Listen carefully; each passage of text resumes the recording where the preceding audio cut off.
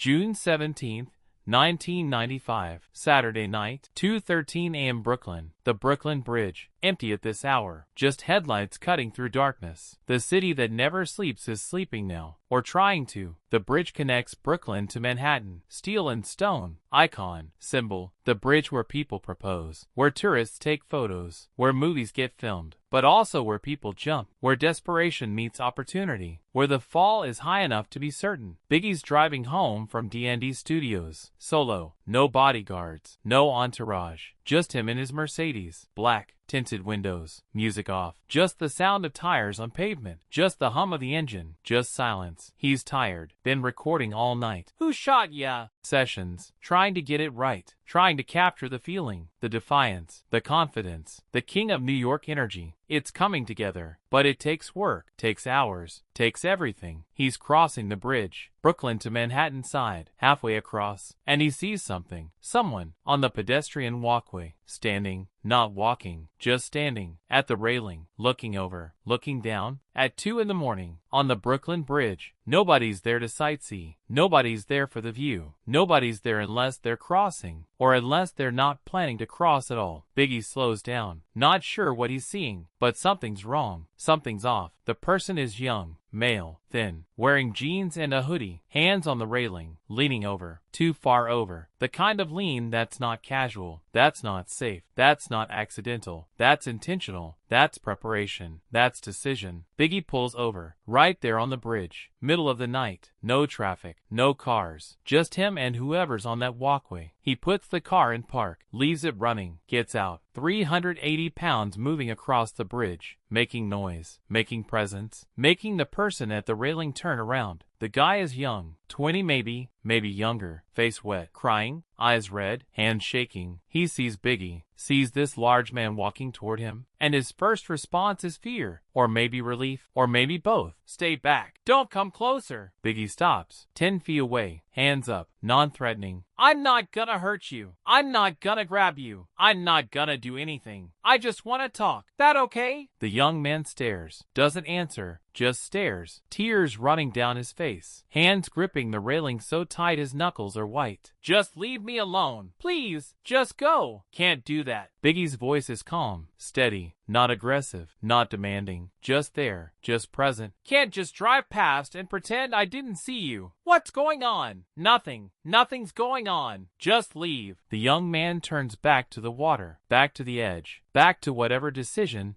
he was making before Biggie showed up. You planning to jump? Biggie asks it directly, no dancing around it, no pretending, just direct, just real. The young man doesn't answer, which is an answer. Biggie takes a step closer, slowly, carefully. What's your name? Why does it matter? The voice is broken, defeated, the voice of someone who's already decided, who's already given up, who's already done. It matters because I want to know who I'm talking to. I'm Christopher. What's your name? Biggie takes another step, 8 feet away now. Close enough to reach if needed, close enough to grab if the worst happens, but not close enough to threaten, not close enough to spook. The young man hesitates, then says quietly, Devon. Okay, Devon, I'm Christopher. Nice to meet you. Can you tell me what's going on? Why you're out here at 2 in the morning? Biggie's voice is gentle, patient, like he has all the time in the world, like there's nowhere else he needs to be, like this is the only thing that matters right now. My girl left me. Devon's voice cracks. 3 years together. She left. Said she didn't love me anymore. Said she never loved me. Said she was done. That's rough. Heartbreak is real. I've been there. Feels like dying. Feels like the world's ending. Biggie nods, understanding, not minimizing, not dismissing, just acknowledging. And I lost my job 2 weeks ago. Got laid off. Budget cuts. 20 people let go. I was one of them. No warning. Just gone. Devon's still facing the water, still gripping the railing, but he's talking, and talking is better than jumping. Talking is engagement. Talking is connection. What did you do? What was the job? Biggie asks. Keeps him talking, keeps him engaged, keeps him here. Warehouse, loading trucks. Wasn't much, but it paid rent, paid bills, kept me going. Now I got nothing. Devon's shoulders are shaking, crying harder now, and I got evicted 3 days ago. Couldn't pay rent. Landlord kicked me out. Everything I own is in my car. Been sleeping in my car for 3 days. So your girl left. You lost your job. You got evicted. And you're thinking there's no point anymore. That's what you're thinking. Biggie's voice is still calm, still steady, not judging, just understanding. What else is there? What's the point? I got nothing. I am nothing. Why keep going? Devon turns slightly, looks at Biggie, eyes desperate, searching, wanting someone to give him a reason, wanting someone to tell him it matters, wanting someone to care. The point is tomorrow might be different. Biggie takes another step closer, 6 feet away now. The point is you don't know what's coming. You don't know what could happen next week, next month, next year. You're 20 years old, 22. You're 22. You got your whole life ahead of you. I know it don't feel like that right now. I know it feels like everything's over, but it's not. It's just a bad moment, a bad week, a bad month. But moments change, weeks change, life changes. Biggie's voice is getting more emotional now, more personal, more real. How would you know? Look at you. You're successful. You got money. You got a nice car. You probably got everything. What do you know about having nothing? Devon's anger is showing now. The desperation turning to frustration. The pain turning to rage. You're right. I got a nice car. I got some money. But 5 years ago, I was selling crack on street corners. I was living with my mom. I dropped out of school. I had a daughter I couldn't provide for. I got arrested. I thought my life was over. I thought there was no way out. And then music happened, and everything changed. But I didn't know music would happen. I didn't know it would work out. I just kept going. One more day, one more try, one more breath. And here I am. Biggie's being honest, vulnerable, real, not trying to be Biggie Smalls, just being Christopher, just being human. Devon is listening now, really listening. You were selling drugs? Yeah, on Fulton Street, in Brooklyn, because I thought that was my only option. Thought that was all I could do. Thought I had no future. But I was wrong. And you're wrong too. You think you got no options. You think this is it, but you don't know what's coming. You don't know what opportunity might show up tomorrow, what person you might meet, what chance you might get. But you gotta be here to find out. You gotta stay. You gotta keep going. Biggie's voice is urgent now, passionate, trying to reach through the pain, trying to connect. I don't know if I can. Devon's voice is small, weak, defeated. You can. I know you can, because you're still here. You're still standing here talking to me. If you really wanted to jump, you would have jumped already, but you didn't. You know why? Because part of you wants to stay. Part of you wants to find out what happens next. Part of you is hoping someone will give you a reason to keep going. And I'm here. I'm that someone. I'm your reason. Tonight, I'm your reason to stay. Biggie takes another step, 4 feet away now, close enough to see Devon's face clearly. The tears, the pain, the fear, the hope. Devon turns fully now, facing Biggie, back to the railing, hands still gripping, but facing him, seeing him, really seeing him. Why do you care? You don't even know me. Why did you stop? Because I was you once. Because I know what it feels like to think there's no way out. Because I know what it feels like to be at the bottom. And because somebody stopped for me once. My mom, my friends, people who didn't have to care but did. And that made the difference. And now I'm stopping for you. Because that's what we do. That's what humans do. We show up for each other. Even when we don't know each other. Even when it's hard. Even when it's 2 in the morning on the Brooklyn Bridge. Biggie's eyes are wet now. Emotional. This isn't performance. This is real. They stand there for a moment, just looking at each other. 2 people, 2 lives, 2 stories, connected on a bridge in the middle of the night. What if tomorrow's the same? Devon asks quietly. What if nothing changes? Then you try again the next day, and the day after that, until something does change. Because it will. It always does. Nothing stays the same forever. Not the good, not the bad. It all moves. It all shifts. You just gotta be here to see it. Biggie extends his hand, not grabbing, not forcing, just offering. Come on, step back. Come with me. Devon looks at the hand, looks at Biggie, looks back at the water. One last look. One last consideration, and then he takes Biggie's hand, steps back from the railing, steps away from the edge, steps toward life instead of death. Biggie pulls him in, hugs him, tight. Devon breaks down, full breakdown, crying into Biggie's chest. All the pain, all the fear, all the desperation, just pouring out, and Biggie holds him, lets him cry, lets him release, lets him be human. After a few minutes, Devon steps back, wipes his eyes. I'm sorry. I don't know why I. Don't apologize. You got nothing to apologize for. You're going through something. That's human. That's allowed. Biggie puts a hand on Devon's shoulder. Listen.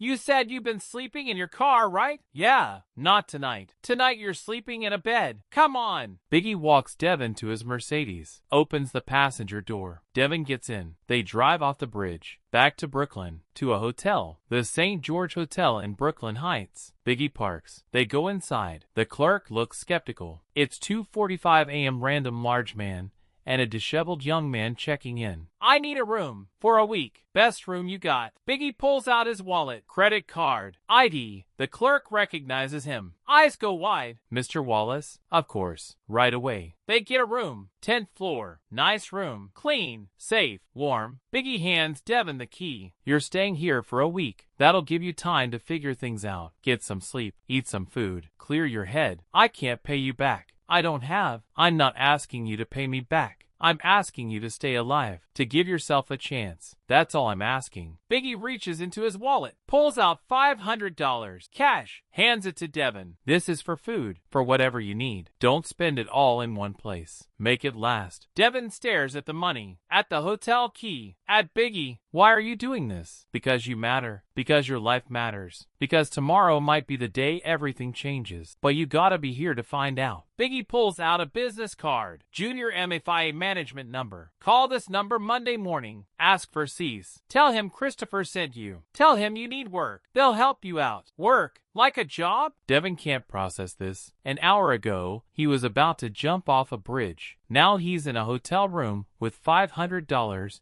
and a job lead. Yeah, a job. Security. Entry level. It's not gonna make you rich, but it'll pay rent. It'll get you on your feet. You down? Biggie's looking at Devon seriously. This is real. This is an actual offer. An actual chance. Yeah. Yes. I'm down. Thank you. I don't know what to say. Thank you. Devon's crying again, but different tears now. Relief tears. Grateful tears. Hope tears. Don't thank me yet. Just show up. Just do the work. Just stay alive. That's all I need from you. Biggie heads to the door. Stops. Turns back. Devon, I need you to promise me something. Anything. If you ever feel like that again, like you're at the edge, like you can't keep going, I need you to call someone. Anyone. Your mom. Your friends. That number I gave you. The suicide hotline. I don't care who, but you call someone. You don't go to that bridge alone. You promise me? I promise. Devon means it. Really means it. Good. Get some sleep. Call Monday. We'll get you set up. Biggie leaves. Drives home. Doesn't tell anyone. Doesn't post about it. Doesn't make it a thing. Just helps. Just shows up.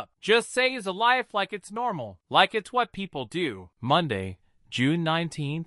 1995. Devon calls the number. Asks for Cease. Christopher sent me. Said you might have work. Cease is skeptical. Christopher who? I don't know his last name. Big guy. Drives a Mercedes. Saved my life Saturday night. Cease realizes. Biggie? Biggie sent you? I guess. He said call you. Said you'd help. Devon's nervous. Thinking this might not be real. Thinking maybe it was all a dream. Yeah, we'll help. Come by the office tomorrow. We'll get you started. Security team. You got any experience? No, but I'll learn. I'll work hard. I promise. Devon's desperate. Needs this to be real. All right, see you tomorrow. 9 a.m. Don't be late. Devon shows up at 8:30. Early, eager, ready. Gets hired on the spot. Entry-level security. Concerts. Events. Studio sessions. Starts that week. Works hard. Shows up. Proves himself. Gets promoted. Becomes part of the bad boy security team. Works there for 8 years. Sees everything. Does everything. Becomes essential. Becomes family. March 9th. 1997. Devon's in New York. Here's the news. Biggie shot in L.A. Dead. 24 years old. Devon loses it. Completely loses it. The man who saved his life is dead. The man who stopped on the Brooklyn Bridge is gone. The man who gave him a chance when he had nothing is never coming back. Devon tries to go to the funeral. Can't get in. Too many people. Too famous. Too big. He stands outside with thousands of others. Just there. Just grieving. Just saying goodbye to someone who mattered. Who changed his life. Who saved his life. Literally. Years pass. Devon keeps working. Keeps living. Keeps going. The way Biggie told him to. One more day. One more try. One more breath. He gets married. Has kids. Builds a life. All because Christopher Wallace stopped on the Brooklyn Bridge at 2 in the morning and talked to a stranger who was about to jump. 2003, 6 years after Biggie's death. Devon's doing okay, has a family, has a life, has stability, and he wants to do something, wants to tell someone, wants people to know what Biggie did, what Christopher did, how he saved a life that night, how he gave someone a chance when they had nothing, how he was more than the music, more than the fame, more than the image. Devon contacts Hot 97, hip-hop radio station, tells them he has a story about Biggie. They're skeptical. Everyone has a Biggie story, but Devon's different. Devon's real. They put him on air. June 17th,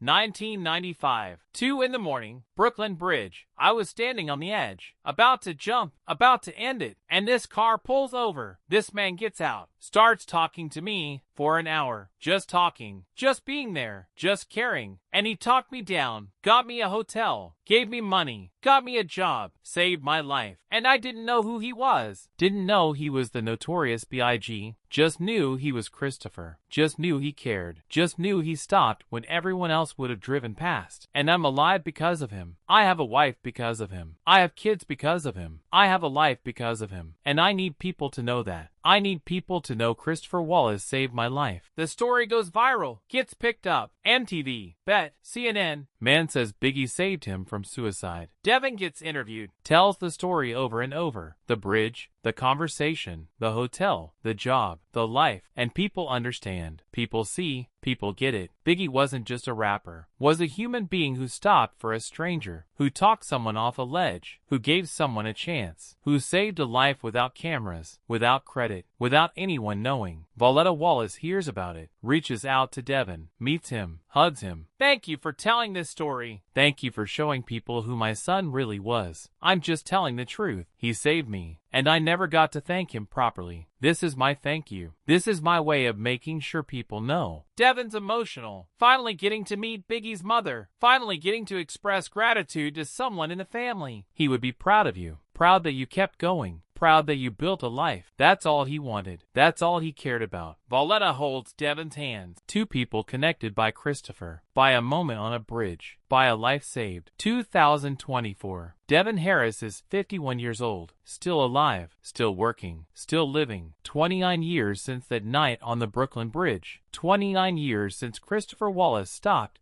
and saved his life. He speaks at suicide prevention events, tells the story, shares the message. One conversation can change everything. One person caring can save a life. I'm proof of that. He's interviewed for a documentary about Biggie's life, about Biggie's legacy, about who Christopher Wallace really was when the cameras were off, when the music stopped, when it was just human to human. People ask me all the time, what was Biggie like? And I tell them, he was human. He was real. He was compassionate. He saw someone in pain and he stopped. He didn't have to. He could have driven past, could have minded his business, could have pretended he didn't see me, but he didn't. He stopped. He talked. He listened. He cared. And he saved my life. Not with money, not with fame, not with connections, with time, with presence, with humanity. He gave me an hour on that bridge, and that hour gave me 29 years, a wife, 3 kids, a life, all because Christopher Wallace cared enough to stop. That's who he was, not Biggie Smalls, not the Notorious B.I.G. Christopher, the man who stopped on the Brooklyn Bridge